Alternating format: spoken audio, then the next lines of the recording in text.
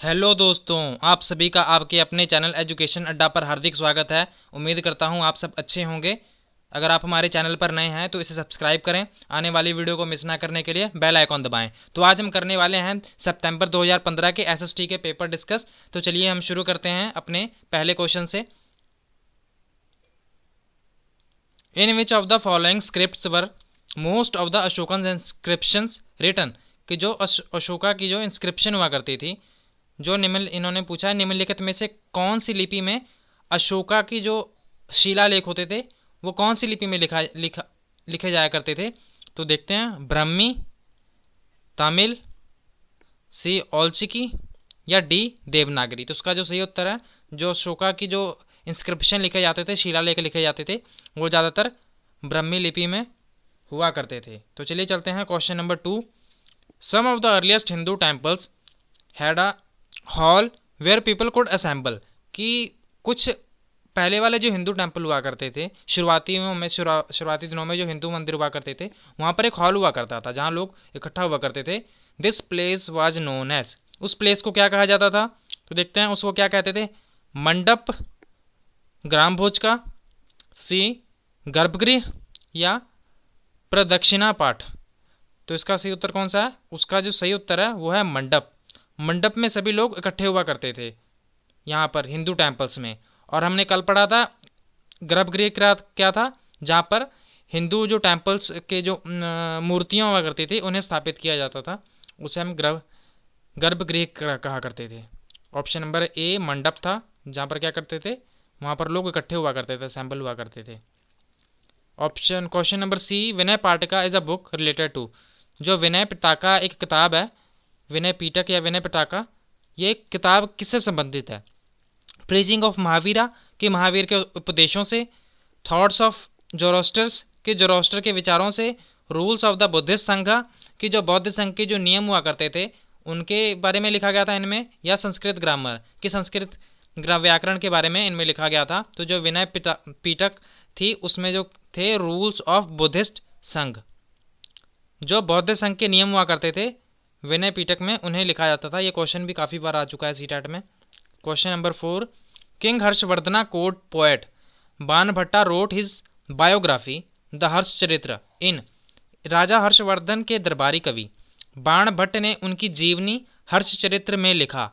कौन सी भाषा में उन्होंने, जो बाणभट्ट था उन्हें उसको लिखा था? बाणभट्ट ने जो हर्ष चरित्र लिखी थी ना, किंग हर्षवर्धना की बायोग्राफी थी जो, उसको कौन सी भाषा में लिखा था? तो वो संस्कृत, प्राकृत, हिंदी या उर्दू। तो ये उन्होंने लिखी थी संस्कृत में। कौन सी भाषा में? संस्कृत में लिखी थी। आपसे वहाँ पर ये क्वेश्चन भी पूछा जा सकता है, वो किसी भी तरह से क्वेश्चन को फ्रेम कर सकते हैं कि हर्षचरित्र को किसके द्वारा लिखा गया था, बाणभट्ट ने कौन सी किताब लिखी थी। तो आपका जवाब होगा हर्षचरित्र, जो कि संस्कृत में लिखी गई थी। क्वेश्चन नंबर 4 का ए सही आंसर है।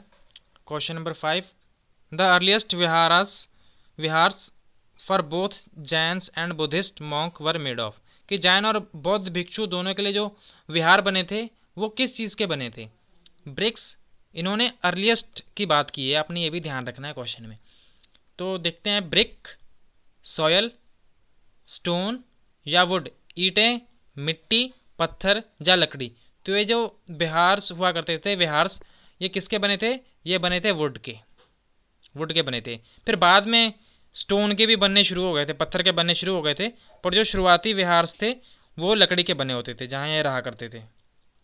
चलिए चलते हैं question number 6, among which of the 3 dynasties was fought the tripartite struggle the long drawn out conflicts over Kannauj, कि कन्नौज के लिए जो त्रिपक्षीय संघर्ष हुआ करता था वो कौन कौन से राजवंशों में हुआ करता था? ये भी क्वेश्चन रिपीटेड है। राष्ट्रकूटा, चोल, पाल, गुर्जर प्रतिहार, राष्ट्रकूट और चोल, पाल, राष्ट्रकूट और गुर्जर प्रतिहार, या गुर्जर प्रतिहार, पाल, चोल। तो इसका जो सही उत्तर है वो है गुर्जर प्रतिहार, राष्ट्रकूट और पाल। सी ऑप्शन इसका सही उत्तर है। Option C is the right answer, Pala, Rashtrakuta और गुर्जर प्रतिहार। चलिए चलते हैं question number 7, khanqah is Sufism refers to, जो खानका हुआ करते थे वो सूफीवाद में जो उनका उल्लेख दिया हुआ है वो क्या थे। Discussion of parables, places where Sufi masters held their assemblies, a special kind of song, chanting of a name. तो इसका जो सही उत्तर है वो है उन स्थानों पर जहाँ सूफी मास्टर्स अपनी विधानसभाएं रखते थे, जहाँ पर वो अपने उपदेश वगैरह दिया करते थे। सूफी मास्टर्स, उसे खानका कहा जाता था। इसका सही उत्तर कौन सा है? Option number B is the right answer. Question number 8, which one of the following statement is correct about Chola empire, Chola temple के बारे में, जो चोला के जो मंदिर हुआ करते थे, इनमें से कौन सी बात है जो सही कही हुई है? Chola temple were endowed with land by common people, कि चोल मंदिर आम लोगों द्वारा जमीन में संपन्न थे।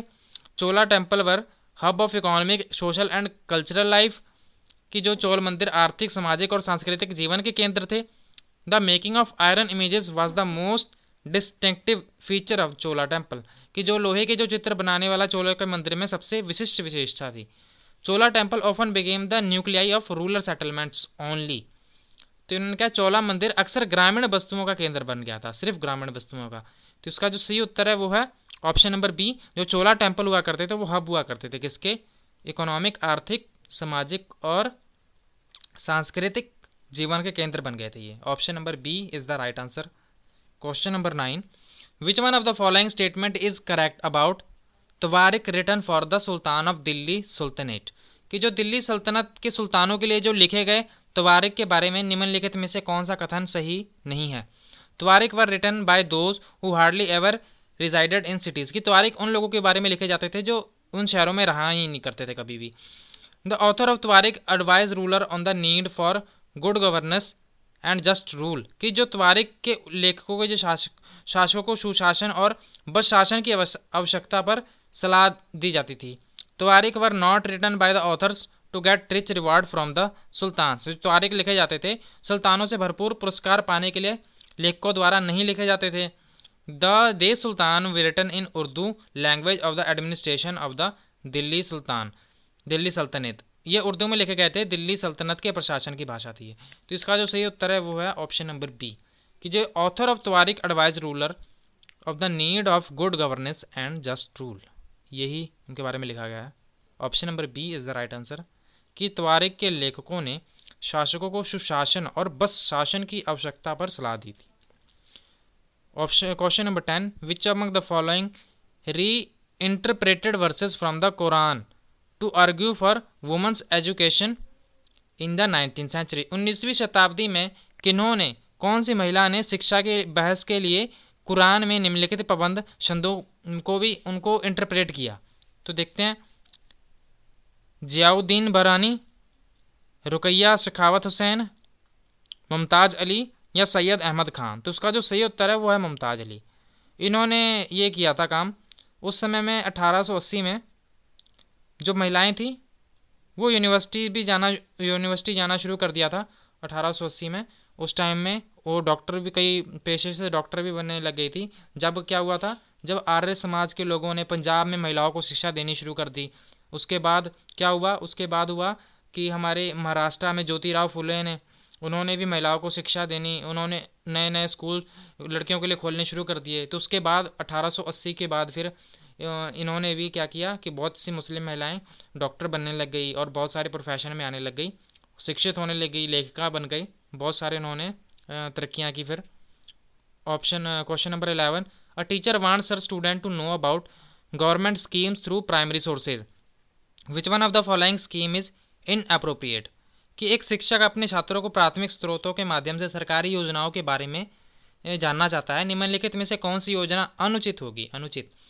An interview with the block development officer, की जो एक खंड विकास के अधिकारी के साथ साक्षात्कार की, उनके साथ इंटरव्यू की जाएगी, बातचीत की जाएगी। A survey of scheme in the student neighbourhood, की छात्रों के पड़ोस में योजना का सर्वेक्षण किया जाएगा। A report on expenditure incurred, कि जो खर्चा हुआ है ऑन वेरियस स्कीम, कितनी कितनी स्कीम पर कितना कितना खर्चा हुआ है, ये स्टूडेंट अपने नेबरहुड से ये पता लगाएंगे कि अपनी योजनाओं पर, छात्रों में के पड़ोस में विभिन्न योजनाओं पर किए गए व्यय पर एक रिपोर्ट या a review of a book on a government scheme, की सीधी एक बुक ही मिल जाएगी जिसमें सरकार की योजनाओं के बारे में लिखा होगा। तो इसका जो सही उत्तर है वो है ऑप्शन नंबर डी, कि ये हम काम नहीं करेंगे। बाकी सब काम ठीक है। उसमें कुछ बच्चा सीख रहा है पर इसमें कुछ ज़्यादा नहीं कर रहा, ये तो सीधे उसको किताब ही मिल गई, उसको कुछ करना ही नहीं पड़ेगा फिर तो। Option question number 12, product of which of one of the following are known as black gold. काला सोना, ब्लैक गोल्ड किसे कहा जाता है? गोल्ड को, पेट्रोलियम को, कॉपर या कोल, कोयला? तो इसका जो सही उत्तर है वो है पेट्रोलियम। पेट्रोलियम को ब्लैक गोल्ड कहा जाता है। Petroleum is the right answer. Question number 13, which one of the following is not a nuclear power station of India. इनमें से आपको बताना है कि न्यूक्लियर पावर स्टेशन कौन सा नहीं है, परमाणु ऊर्जा केंद्र नहीं है। तारापुर, नरोरा, पोखरन, कलपक्कम। तो इससे जो तारापुर है ये भी न्यूक्लियर पावर स्टेशन है, नरोरा भी है और कलपक्कम भी है। तो जो रह गया पोखरन, पोखरन पता है ना कहाँ है? यह है राजस्थान में, जहाँ न्यूक्लियर टेस्ट हुआ था। ठीक है, पोखरन एक मूवी भी आई थी जॉन अब्राहम की, बहुत अच्छी मूवी है, आप देख सकते हैं।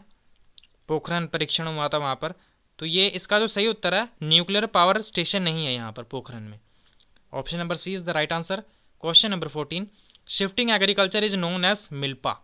कि जो शिफ्टिंग एग्रीकल्चर होती है, जो एक जगह से दूसरी जगह की जगह जगह बदल कर खेती की जाती है, मिल्पा कौन से देश में उसको मिल्पा कहा जाता है? क्या वो देश मलेशिया है, मैक्सिको, ब्राज़ील या इंडिया? तो ये जो मिल्पा है शिफ्टिंग एग्रीकल्चर को कहाँ कहा जाता है? ये मैक्सिको में कहा जाता है। Option number B is the right answer. Question number 15, which one of the following industries come under public sector. इनमें से हमें बताना है कि ये कौन सी ये इंडस्ट्रीज है जो पब्लिक सेक्टर के अंडर आती है।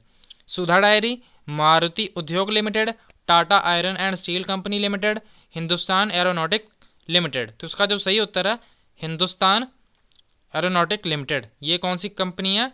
ये जो पब्लिक सेक्टर के अंडर आती है। कौन सी? Hindustan aeronautic limited. Option number D is the right answer. Question number 16, which one of the following statement about gram sabha is correct. ये क्वेश्चन वैसे कल भी आया था, पर यहाँ पर थोड़ी जो फ्रेम किया हुआ है क्वेश्चन वो थोड़े अलग तरीके से किया हुआ है। तो चलिए देखते हैं।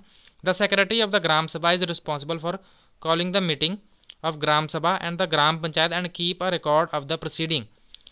The development plan of all the Gram Panchayats are reviewed in the Gram Sabha. The Gram Sabha regulate the money distribution among all Gram Panchayat. Yeah, option number D. It is a meeting place of the Sarpanch of all the village in a district. तो इन्होंने बात कौन सी पूछी है कि सही है। देखते हैं, ग्राम सभा का सचिव ग्राम सभा और ग्राम पंचायत की बैठक बुलाने के लिए जिम्मेदार होता है और कार्रवाई का रिकॉर्ड रखता है। ग्राम सभा में सभी ग्राम पंचायतों की विकासबंधक योजनाओं की समीक्षा की जाती है। ग्राम सभा सभी ग्राम पंचायतों के बीच धन वितरण का नियंत्रण करती है या यह गांव के सभी लोगों के सरपंचों का मिलन स्थल है। तो इसका जो सही उत्तर होगा वो होगा option number A. Option number A is the right answer. बाकी के सारे ऑप्शन होंगे गलत।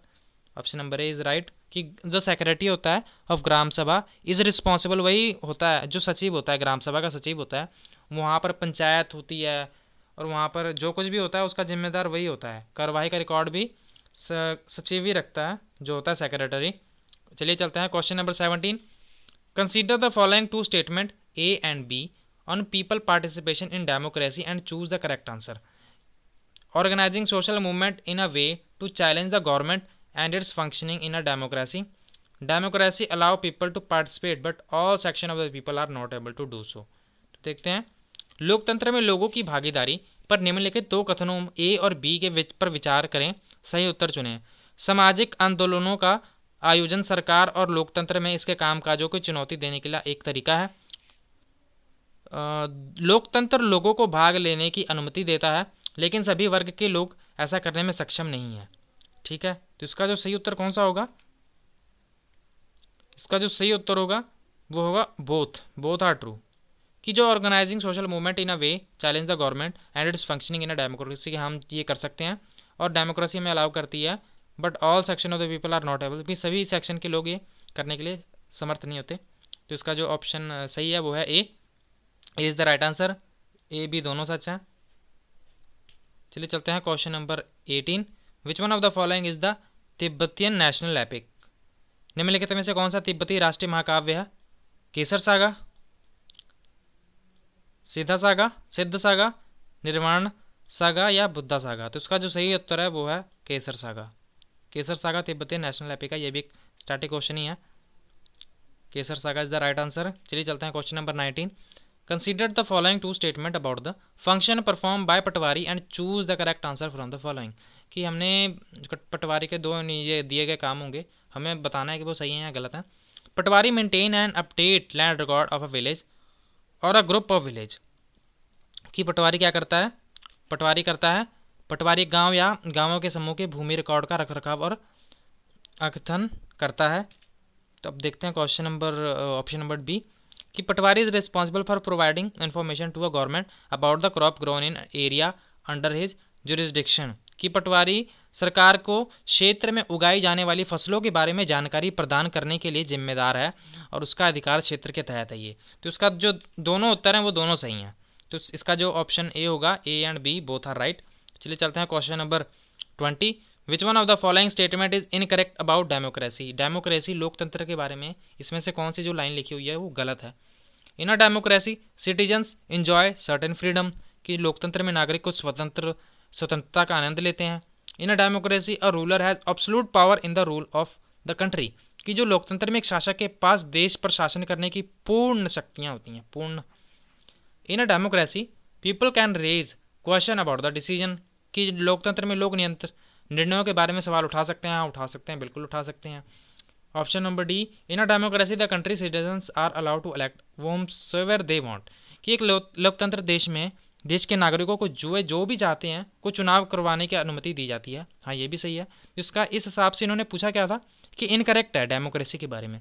तो इसके जो ऑप्शन नंबर बी है, in a democracy a ruler has a absolute power to rule the country. कि उसके पास पूर्ण रूप से इतनी शक्तियाँ नहीं होती, उनको फिर भी सभी का बहुमत चाहिए। अगर कोई उन्होंने नियम या कानून पास करवाना है तो पार्लियामेंट से, लोकसभा और राज्यसभा से, दोनों से हस्ताक्षर करवाने होंगे, सहमति चाहिए, अप्रूवल चाहिए, फिर प्रेसिडेंट की भी सहमति चाहिए। ठीक है, तो ये इस हिसाब से उनके पास एब्सोल्यूट पावर नहीं होती। तो इसका जो ऑप्शन नंबर बी है वो सही है। चलिए हम अपने सेशन को समाप्त करते हैं। आपको हमारी वीडियो ये कैसी लगी आप हमें कमेंट करके जरूर बताएं। अगर आपको ये वीडियो अच्छी लगी हो तो इसे लाइक जरूर करें। Thank you so much for watching. God bless you all.